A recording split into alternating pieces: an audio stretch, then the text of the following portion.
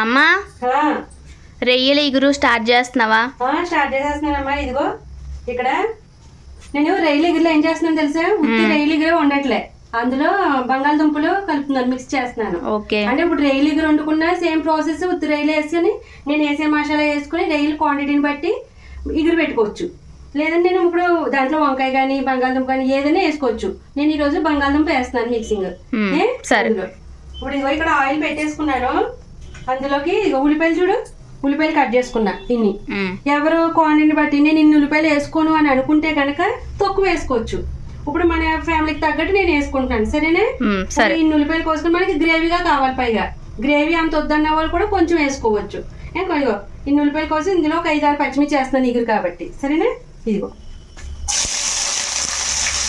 మనం ఎంత ఆయిల్ వేసుకుంటామో అంత ఆయిల్ వేసుకుని అలా వేడెక్కాక వేసుకోవాలి. అమ్మా ఏగాయా? కొంచెం వేగినాయమ్మా. ఇప్పుడు ముందే రొయ్యలు వేసుకునే వాళ్ళు ఉంటారు, అర్థమవుతుందా? ముందే రొయ్యలు వేసుకుంటే ఇప్పుడు రొయ్యల్లోంచి వాటర్ అనేది వచ్చేస్తుంది, ఎక్కువ క్వాంటిటీ. ఇటు వాటర్ ఊరుతుంది అనమాట రొయ్యల్లోంచి. ఇప్పుడు అది ముందే వేసుకుని ఎగర పెట్టేసుకుని కన్నా ఉల్లిపాయలు కదా సగం అలా వేపుకున్న తర్వాత ఇగో మనం ఎన్ని రొయ్యలు వేసుకుంటామో అన్ని రొయ్యలు అందులో వేసుకుంటే ఈ ఉల్లిపాయల్లోనే వేగినాయి కదా ఉల్లిపాయలు, ఇప్పుడు ఇందులోనే ఇవి వేసుకుంటే ఇవి కూడా కలిపి చక్కగా రొయ్యలు ఏదైతే వాటర్ వస్తుందో ఆ ఉల్లిపాయలకి అది పట్టుకొని టేస్ట్ అనేది బాగుంటుంది. అర్థమైందా? అందుకని కొంచెం వేగిదాకా ఆగి ఇప్పుడు వేస్తున్నాను. చాలా మంది ముందే వేపుకుంటారు, ఇప్పుడు రెండు కలిపి వేగుతాయి. సరేనా? మధు ఇదిగో ఇప్పుడు మమతాకి ఏమని అడిగింది, నాకు రొయ్యల ఇగురు కావాలని అడిగింది కదా తను. అవును. ఇప్పుడు రొయ్యల ఇగురులో నేను ఏమేస్తున్నాను, బంగాళదుంపలు వేస్తున్నాను. ఇప్పుడు బంగాళదుంపలు కనుక పక్కకు పెట్టేస్తే రొయ్యల ఇగురే ఇది, అవునా?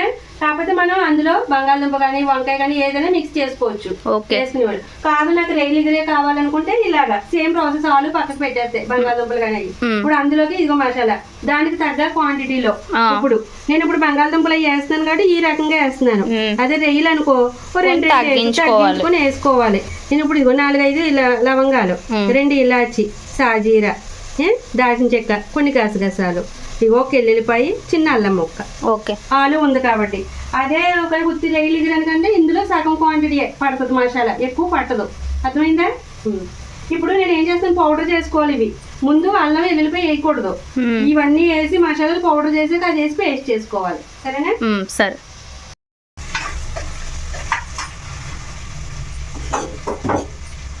మధు రామ్మా, ఇదిగో ఇక్కడ చూడు, వాటర్ ఊరి మొత్తం చూడు ఎలా మగ్గుతుందో ఉల్లిపాయ. అదే చెప్పిన వాటర్ ఈ ఉల్లిపాయ పట్టుకుని టేస్ట్ పెరుగుతుంది అనమాట. ముందే మనం రొయ్యలు వేసుకుని ఆ వాటర్ అంతా ఎగర పెట్టేసుకుని అప్పుడు ఉల్లిపాయ వేసుకుని వేపుకుంటే కన్నా ఇలా వేసుకుంటే బాగుంటుంది. అర్థమైందా? ఇదిగో ఇక్కడ నేను ఇక్కడ మసాలా పేస్ట్ చేసేసుకున్నాను.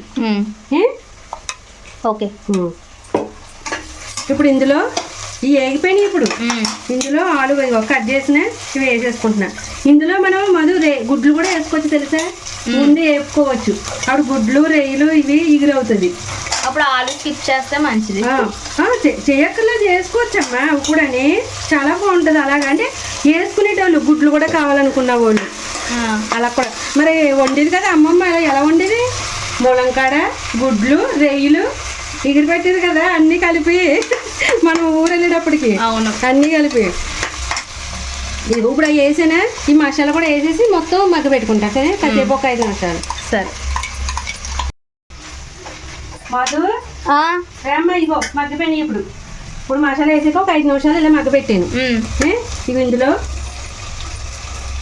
2 టేబుల్ స్పూన్ కారం, 1/2 టేబుల్ స్పూన్ పసుపు, ఉప్పు తగినంత. ఓకే, ఇవన్నీ కలిపి మొత్తం ఇలా మిక్స్ చేసుకోవాలి. ఇలాగ ఒక 2 మినిట్స్ ఉంచుకోవాలి.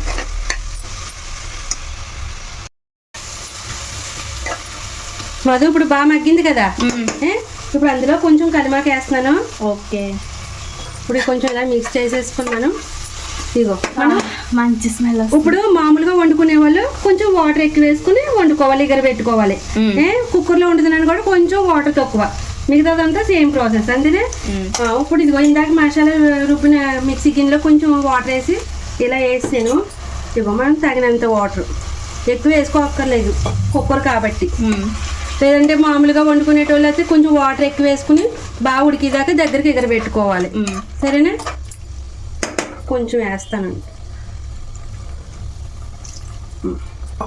ఇప్పుడు నేను కుక్కర్ మూత పెట్టేసి 2 విజిల్స్ వేయిస్తాను. సరే.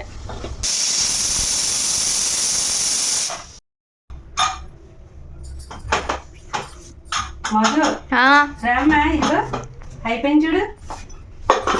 ఆహా, ఏమి రుచి, స్మెల్ మంచిగా వస్తుంది చూడు, ఎంత బాగుందో కదా. ఇప్పుడు ఈ వాటర్ క్వాంటిటీ ఎంత ఉందో చూద్దాం. కొంచెం ఉంది కదా, కొంచెం వెలిగిద్దాము, ఎగురు పెడదామే. సరే మధు, ఉప్పు కూడా సరిపోయిందో లేదో ఇప్పుడు చూసేసుకోవచ్చు. మనం చూసుకోలేదు కదా, ఇప్పుడే చూసుకోవాలి. తక్కువ అయితే ఈ టైంలో వేసుకోవాలి. సరిపోయిందా? సరిపోయింది, కాకపోతే కొంచెం వేస్తాను, ఎంతో కాదు, కొంచెం చిటికెడు అలాగా వేస్తే. ఆహా, ఎంత బాగుందో. మనం వేసుకున్న మసాలాని బట్టి ఆ కూర అది. ఇప్పుడు ఎగ్ మసాలా వస్తుంది తెలుసా ప్యాకెట్, అది వేసేస్తున్నారు. అవును, వేయగానే ఎగ్ ఫ్లేవర్ మన వచ్చేస్తుంది. తెలియదు మనకి. ఫ్రాన్స్ మసాలా అని అలా కాకుండా మన స్టైల్లో లవంగాలు, దాల్చిన చెక్క అలా వేసుకోవాలి.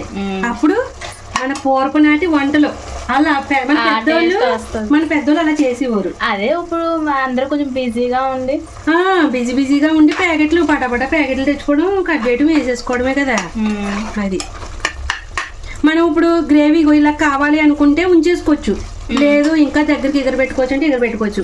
మనకి సరిపోతుంది. ఇప్పుడు ఇంకా కొత్తిమీర వేసేస్తున్నాను. సరేనా? సూపర్ స్మెల్ వస్తుంది. ఓకే, కూర రెడీ మనకి. మాధు, ఇదిగో రెడీ అయిపోయింది. వేడి వేడిగా రొయ్యల ఇగురు, వేడి వేడి రైస్. సూపర్. ఇంకా తినేస్తాం. సరే.